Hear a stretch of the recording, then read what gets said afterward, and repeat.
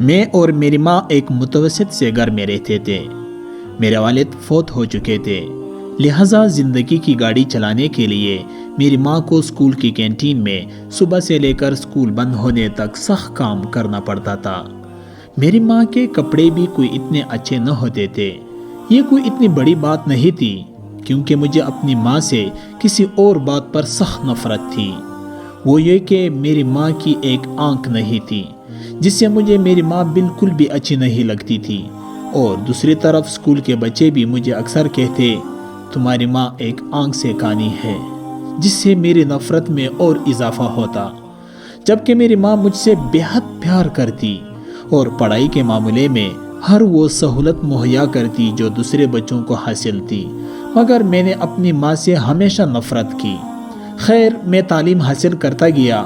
ایک وقت آیا کہ میں کالج کے بعد یونیورسٹی اور پھر مختلف کورسز کے لیے سنگاپور چلا گیا، اور میری ماں جیسے تیسے میرا خرچہ برداشت کرتی رہی، لیکن میری نفرت باقاعدہ برقرار رہی۔ ماں سے بالکل قطع تعلق ہو گیا، جس کا میری ماں کو بہت رنج ہوا، مگر مجھے پرواہ نہیں تھی۔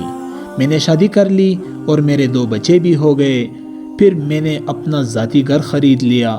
ایک دن اچانک میرے گھر کی گھنٹی بجی۔ دروازہ کھولا تو سامنے ماں کھڑی تھی۔ میری بیوی اور بچے تجسس سے میرے پیچھے کھڑے ہو کر بولے، یہ کون ہے؟ جبکہ مجھے بے حد غصہ آیا۔ میں نے ماں کو کہا، تو یہاں کیوں آئی ہے؟ کیوں میرے بچوں کو ڈرانا چاہتی ہے؟ ان کو کیوں ڈسٹرب کیا ہے؟ میری ماں نے کوئی لفظ نہ کہا اور انہی قدموں سے واپس چلی گئی۔ تھوڑا وقت گزرا، پتہ نہیں کیوں میں ایک دن جاب سے واپسی پر اپنی ماں کے گھر کی طرف چلا گیا۔ ماں گھر نہیں تھی۔ ہمسایوں سے دریافت کرنے پر معلوم پڑا کہ ماں کچھ دن پہلے فوت ہو گئی ہے، لیکن ہمسائے نے کہا، اچھا ہوا تم آ گئے، تمہاری ماں تمہارے لیے ایک خط چھوڑ گئی ہے۔ میں نے لیا اور پڑھنا شروع کیا۔ پیارے بیٹے، ہمیشہ سلامت اور خوش رہو۔ مجھے پتہ ہے تم مجھ سے میری آنکھ کی وجہ سے ساری زندگی نفرت کرتے رہے، لیکن بیٹا سنو، تم بہت چھوٹے تھے کہ تمہارا ایکسیڈنٹ ہو گیا۔ تمہاری ایک آنکھ بالکل ضائع ہو گئی، جس کا مجھے بہت دکھ ہوا۔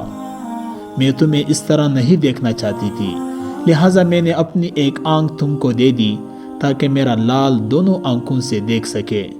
اگر یہ میرا جرم تھا تو بیٹا مجھے معاف کر دینا، اور میں معافی چاہتی ہوں کہ تم کو اور تمہارے بچوں کو ڈسٹرب کیا تھا۔ فقط تمہاری ماں۔ مجھے ایسا لگا میری دنیا تباہ و برباد ہو گئی ہے۔